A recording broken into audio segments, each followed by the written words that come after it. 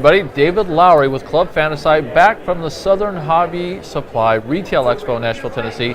Joining me are Ken Hodkinson and his daughter Erika from the Taoist Arts Foundation, and we're taking a look at Ben Fa, the Tao of War, actually, not the Art of War, the Tao of War, which is exclusive through Southern Hobby, so pay attention to this right here. Now, this used to be known as another game, and what did that used to be? In 1984, Alan Moon picked this game out of a slush pile and developed it into hexagony, because the original game was a hexagon static board. Okay. After Avalon Hill went bankrupt, my dad got the copyright back, and we launched a successful Kickstarter just over a year ago and came back out with the original game Ben Fa, but with some interesting modifications, including now a modular board, so that every time you play, you have an absolutely new game. Okay, so now you switched the name up. It's Ben Fa. What does Ben Fa come from? What does that mean? Ben Fa is Chinese, and it means the Tao, or the way of war. Interesting. The whole game is based on that concept, which is to find the middle path between not too bold, not too cautious. Either one is a losing strategy. You got to find the middle way. That's the Tao. Okay, so now this looks like an abstract type game. Can you explain it to us a little bit so that it makes sense to some simpleton like me? Yeah, it's an abstract game. One of the novelties is it has supplies, because when an army moves, it uses up supplies. Mm-hmm. So that's an aspect of it. Essentially, the object of the game is to take your army units and surround your opposing units and remove them from the board. Okay. In order to move your army, you need supplies. That's why the supply sector is here. You go on your turn, you can either choose to move armies and use up supplies, or use your turn to try to get supplies. You can also steal supplies from other players under different situations. So there's a lot going on. So the game is for 2 up to 6 players. So a two-player game would last 20 minutes to half an hour. Okay. Every player you add adds an extra 10 minutes of game time. And you can have, as my dad likes to do, 3 armies, 2 players each, which can go a good all 3 hours. The ultimate format is 2 players, 3 armies each. Mm-hmm. Then you get a very complex game lasting a couple of hours, and stuff's coming at you from all directions.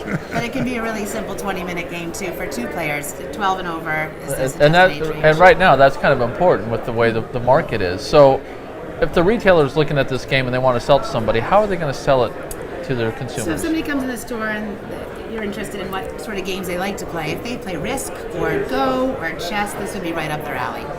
You've got a mix of strategy and determining the probability of getting across the board within your moves and your turn, but also some of the luck with the dice. It's fairly easy for kids to play. I mean, we've had 7-year-olds beat us, haven't we? So it's What's the youngest? 7. 7-year-old, yeah. So I mean, especially kids from gaming families pick it up really, really fast, and they love the idea of stealing the supplies. And you do have, a mathematics component, because when you're moving your army supplies, you pay in a piece to roll, and your moves are the difference between the 2 dice. So that's 6 and 3.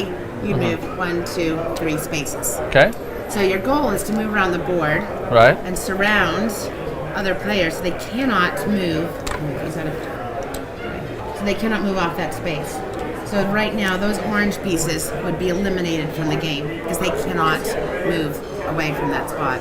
Huh. So movement, you can stack as many pieces as you want. There's 12 army units and 1 general.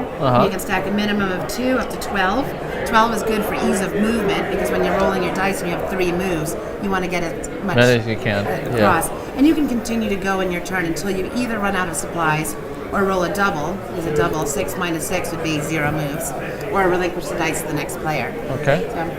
So now, what is the end game? To surround and eliminate your opponents. So when somebody has less than 4 pieces, you need to have a minimum of 4 pieces, or 2 pieces and a general. Okay. So you're able to still surround. Once you're not able to surround anybody, you're out of the game. Okay. So it's combative.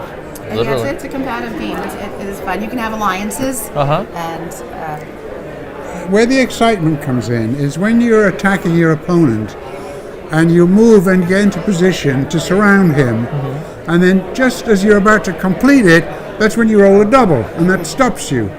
Then your opponent has a turn. That's when you get the screams coming up, because that's the excitement. Now, since there's player elimination, how do we combat the people who don't like that? How do we say that this is still something you can be really involved in? Because is there the chance that in between all those moves, people are kind of sitting there doing nothing and they're waiting for a turn, or?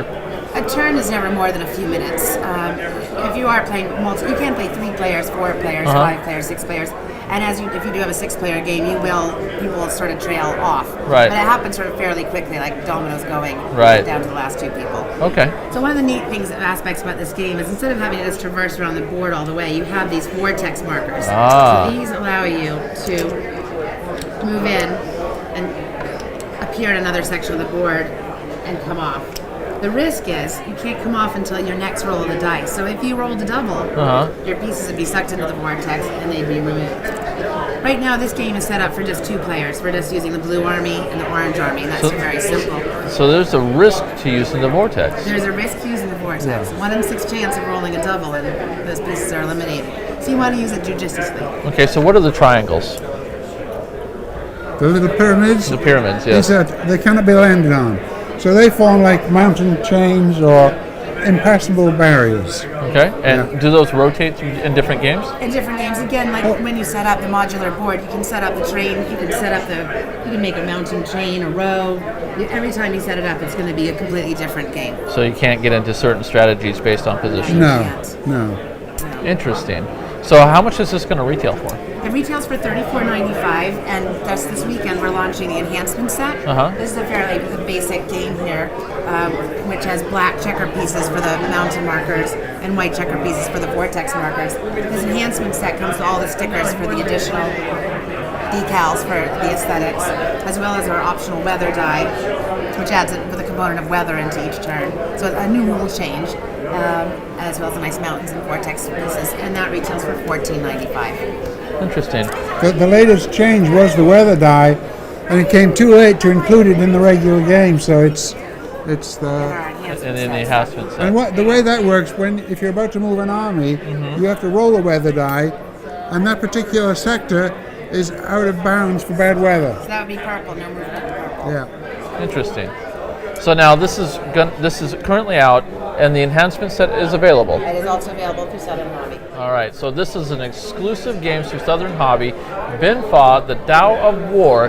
Looks like this is obviously a great game for abstract people, but also for those people that you know that might be into cultural influence from Japan.